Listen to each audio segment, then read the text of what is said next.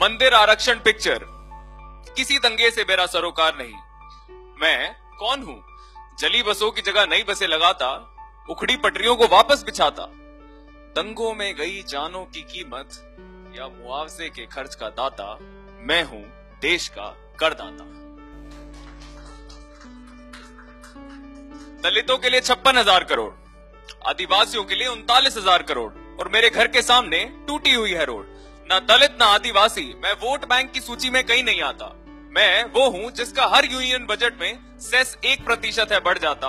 मैं हूं देश का करदाता। माल्या 9,000 करोड़ लेकर, मोदी 13,000 करोड़ लेकर चले गए ओडन खटोला लेकर। छोटी कार पर ब्याज दर नहीं रुका 8 से 9% होकर। जब सरकारें अपनी छाती ठोककर यूपी, महाराष्ट्र, पंजाब के किसानों के 70,000 करोड़ के लोन माफ करती हैं, मैं वो हूं जो महीने दर महीने ईएमआई पर ईएमआई ईमानदारी से है चुकाता। न गरीब किसान न अमीर इंसान, न गरीब किसान न अमीर इंसान किसी की बुरी नियत, किसी के बुरे नसीब का भार अपने कंधों पर हूं उठाता। मैं हूं देश का करदाता। कभी बेटी की शादी, कभी घर की मरम्मत, कभी गाड़ी की सर्विस।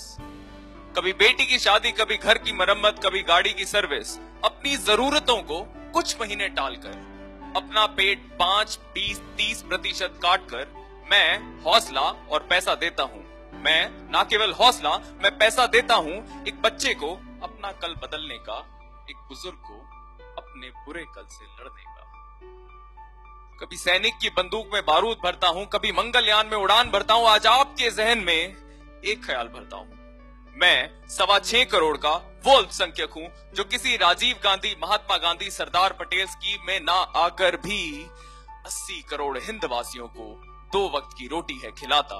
मैं हूं देश का विधाता, इस देश का करदाता।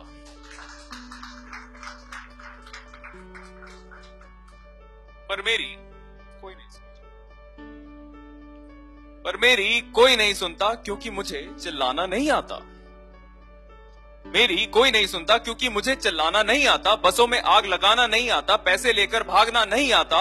मैं पसीना बहाना जानता हूं, मुझे किसी का खून बहाना नहीं आता।